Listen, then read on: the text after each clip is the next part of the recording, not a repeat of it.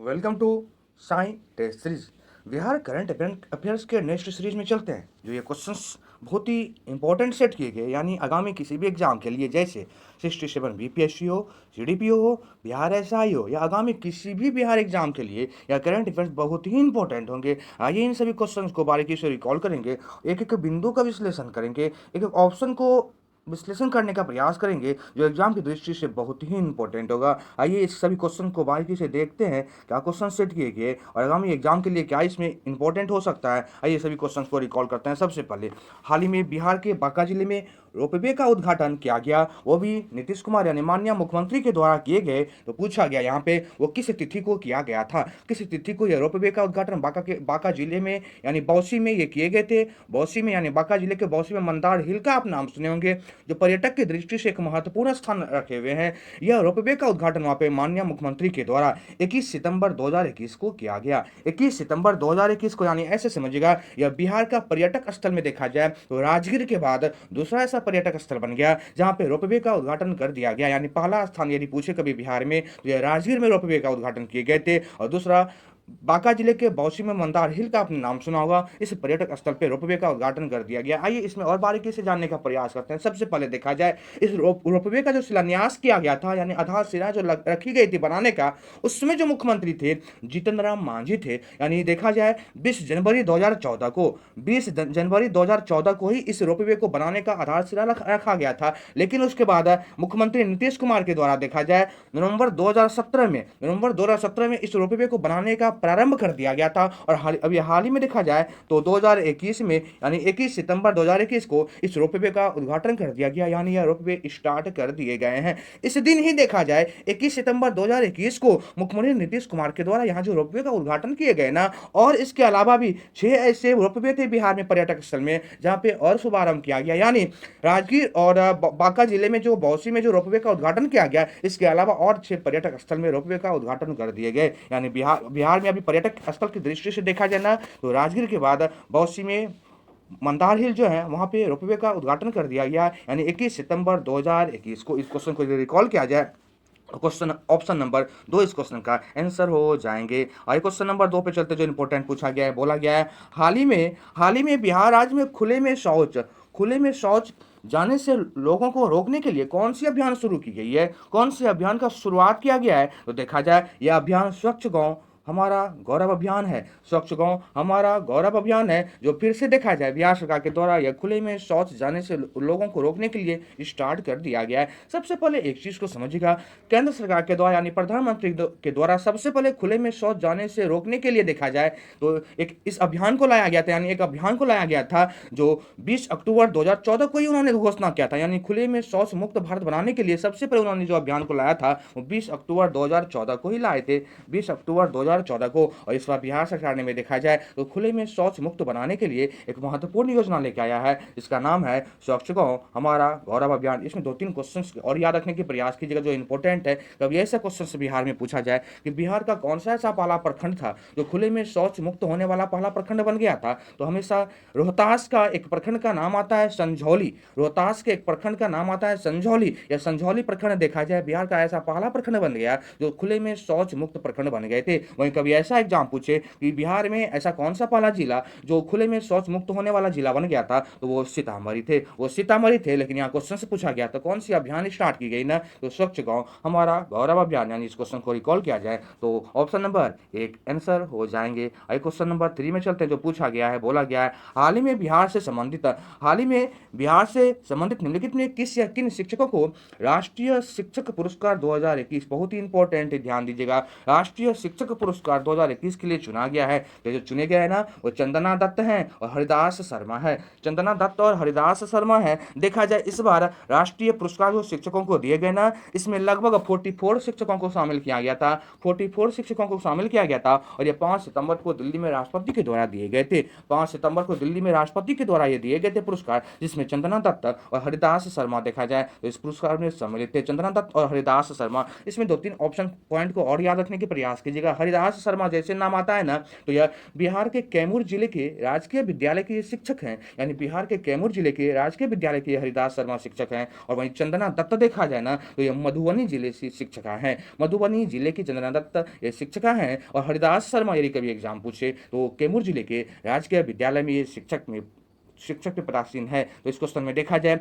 राष्ट्रीय शिक्षक पुरस्कार पूछा गया था ना, तो चंदना दत्त और हरिदास शर्मा इस क्वेश्चन का आंसर हो जाएंगे, यानी ऑप्शन नंबर 3 इस क्वेश्चन का आंसर हो जाएगा। और क्वेश्चन नंबर 4 पे चलते, जो इंपॉर्टेंट पूछा गया है, बोला गया है हाल ही में भागलपुर बिहार के सत्यम मिश्रा, बहुत ही इंपॉर्टेंट नाम है किसी भी एग्जाम के लिए, बिहार के सत्यम मिश्रा को निम्नलिखित में किस अवार्ड के लिए चयनित किया गया है, किस अवार्ड के लिए चयनित किया गया है, तो यह ग्लोबल टीचर अवार्ड इन्हें दिए गए हैं। ग्लोबल टीचर अवार्ड इन्हें दिया गया है। देखा जाए तो यह जो ग्लोबल टीचर अवार्ड दिए जाते हैं ना, ये यूनेस्को की साझेदारी में, ध्यान दीजिएगा, यह यूनेस्को की साझेदारी में वर्फी फाउंडेशन द्वारा यह आयोजित किए जाते हैं। और इसमें देखा जाए लगभग देशों के शिक्षकों को शामिल किया जाता है। और इस बार लगभग 121 देशों के शिक्षकों को, यानी लगभग 8000 शिक्षक इसमें शामिल किए गए थे।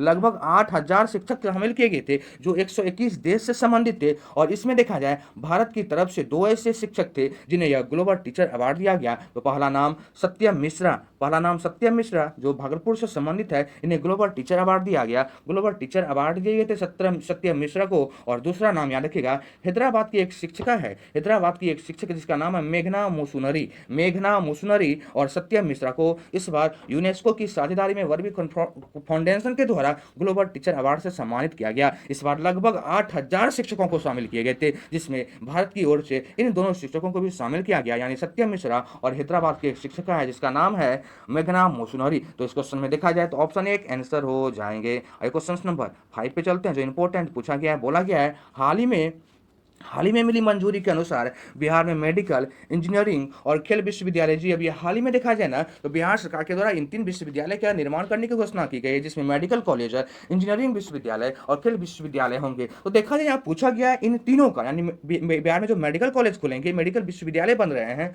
इंजीनियरिंग विश्वविद्यालय बन रहे हैं और खेल विश्वविद्यालय, इनके कुलाधिपति कौन होंगे?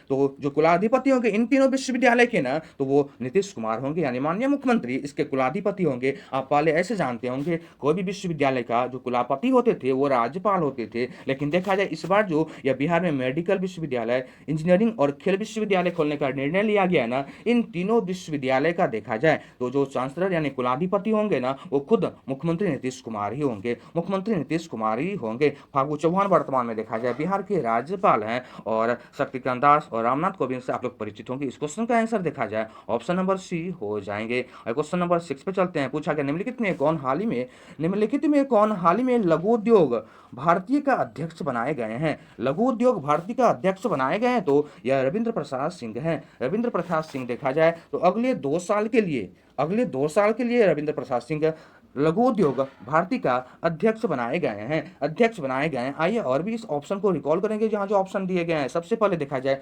सुमन शेखर का नाम दिया गया है ना, सुमन शेखर देखा जाए तो लघु उद्योग भारती का ये महामंत्री बनाए गए हैं। सुमन शेखर देखा जाए तो लघु उद्योग भारती का ये प्रदेश महामंत्री बनाए गए हैं। वहीं एक और नाम आता है ऑप्शन 1 में, देखिए कैलाश जलाल का नाम दिया गया है ना, तो यह लघु उद्योग भारती का कोषाध्यक्ष बनाए गए हैं। हाल ही में पूछा जाए कभी क्वेश्चन की बिहार के वर्तमान में उद्योग मंत्री कौन है, तो शहनवाज हुसैन है। तो इस क्वेश्चन में पूछा गया था लघु उद्योग भारती का अध्यक्ष कौन बनाए गए हैं, तो रविंद्र प्रसाद सिंह बनाए गए हैं। रविंद्र प्रसाद सिंह इस क्वेश्चन का आंसर देखा जाए तो ऑप्शन नंबर डी हो जाएंगे। और क्वेश्चन नंबर 7 में चलते हैं, जो पूछा गया हाल ही में जारी आंकड़े वो भी अगस्त 2021 में, ध्यान दीजिएगा अगस्त 2021 के अनुसार बिहार में कौन सा जिला जल जीवन हरियाली योजना यानी मिशन में पहले स्थान पे आ गया। यानी हाल ही में जो अगस्त में आंकड़ा निकाला गया वो भी जल जीवन हरियाली योजना यानी मिशन के तहत, यानी देखा जाए तो पहले स्थान पे कौन सा जिला आ गया ना, ये गया आ गए हैं। गया देखा जाए तो 64.95% के साथ 64.95% इनको अंक मिला है गया को। और इस अंक के साथ देखा जाए तो ये गया अगस्त 2021 के अनुसार जो आंकड़े जारी किए गए हैं उसमें जल जीवन हरियाली मिशन यानी योजना में पहले स्थान पे यह जिला आ गया है, यानी गया पहले स्थान पे है। वही आइए टॉप 5 ऐसे जिले को देखते हैं बिहार में जो इंपॉर्टेंट है। तो गया के बाद देखा जाए जहानाबाद आ जाता है, उसके बाद औरंगाबाद तीसरे स्थान पे आ गए हैं, नालंदा चौथे स्थान पे और बक्सर 5वें स्थान पे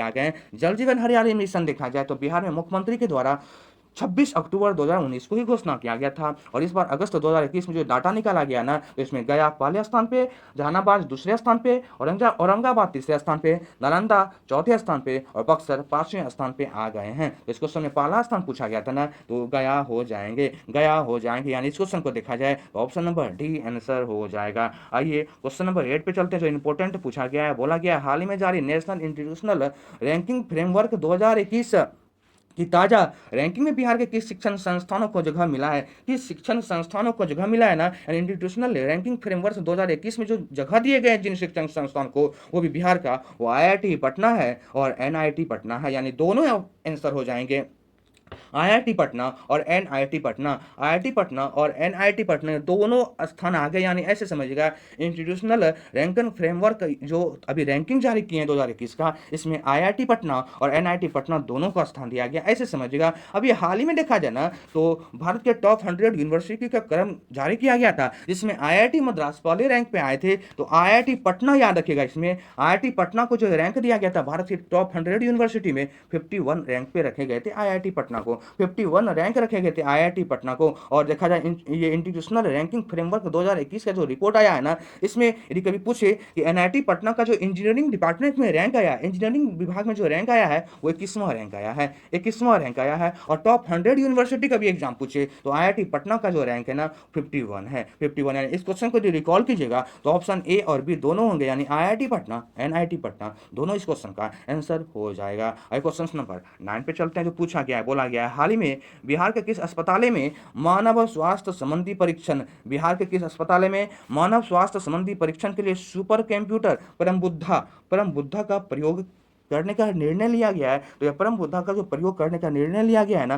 तो एम्स पटना में लिया गया है। एम्स पटना में देखा जाए यह परम बुद्धा, यानी ऐसे समझिएगा, स्वास्थ्य विभाग में भी देखा जाए हर चीज को डिजिटल करने का प्रयास करने के या अथवा तीव्र गति से काम करने के लिए यह परम बुद्धा कंप्यूटर का इस्तेमाल किया जा रहा है। परम बुद्धा कंप्यूटर से आप लोग परिचित होंगे, भारत का सबसे सुपर कंप्यूटर में एक नाम आता है परम बुद्धा का, जिसे अभी हाल ही में देखा जाए एम्स पटना में इन्हें स्थापित किया गया है। और इस सुपर कंप्यूटर का एम्स पटना में ही पहली बार प्रयोग किया जा रहा है बिहार में देखा जाए तो इस क्वेश्चन को यदि रिकॉल किया जाए तो एम्स पटना हो जाएंगे, एम्स पटना। यानी क्वेश्चन नंबर 9 का आंसर देखा जाए तो ऑप्शन नंबर 1 हो जाएंगे। आइए क्वेश्चन नंबर 10 में चलते हैं, जो पूछा गया है हाल ही में बिहार के कितने शिक्षक को राजकीय शिक्षक पुरस्कार दिए गए हैं। यानी हाल ही में बिहार के कितने शिक्षक को राजकीय शिक्षक पुरस्कार 2021 से सम्मानित किया गया है। अभी जस्ट ऊपर में आपको हम बता रहे थे राष्ट्रीय शिक्षक पुरस्कार बताए थे ना ऊपर में, यहाँ पे राजकीय पूछा है, वहाँ राष्ट्रीय था, यहाँ पे राजकीय शिक्षक पूछा है। यानी राजकीय जैसे आता है तो यहाँ पे ये बिहार के शिक्षक सम्मिलित किए गए हैं, राष्ट्रीय शिक्षक जैसे आता है तो उसमें पूरे देश के शिक्षक को सम्मिलित किया जाता है। तो राजकीय शिक्षक पुरस्कार जो बिहार में जो पुरस्कार मुख्यमंत्री के द्वारा दिया गया ना 5 सितंबर को शिक्षक दिवस के दिन देखा जाए तो इसमें लगभग देखा जाए 20 शिक्षकों को शामिल किया गया था, 20 शिक्षकों को शामिल किया गया है। इस शिक्षकों को देखा जाए 15,000 रुपये और एक प्रमाण पत्र से इन्हें सम्मानित किए गए इन 20 शिक्षकों को। यानी ऐसे याद कीजिएगा, बिहार सरकार के द्वारा वर्तमान में अभी राजकीय शिक्षक पुरस्कार 2021 जो दिए गए ना, इसमें लगभग देखा जाए तो 20 शिक्षकों को सम्मिलित किया गया था। और इन शिक्षकों को जो पुरस्कार दिए गए थे ये श्री कृष्ण मेमोरियल हॉल पटना में दिया गया था और इन्हें 15,000 रुपये और एक पत्र से सम्मानित किए गए थे। तो बिहार करंट अफेयर्स की दृष्टि से देखा जाए ये सभी क्वेश्चन बहुत ही इंपॉर्टेंट थे, आगामी किसी भी एग्जाम के लिए क्वेश्चन बहुत ही इंपॉर्टेंट होगा। आज इस सीरीज में इतना ही दोस्त, फिर मिलते हैं आपसे किसी नेक्स्ट सीरीज में। और ये जो सीरीज आ रहा है अभी ना, एग्जाम की दृष्टि से बहुत ही महत्वपूर्ण है, आगे किसी भी एग्जाम में यह सीरीज यानी यह करंट का जो भी सीरीज ला रहे हैं बहुत ही इंपॉर्टेंट होगा। थैंक यू, फिर मिलते हैं आपसे अगले नेक्स्ट करंट अफेयर्स की सीरीज में।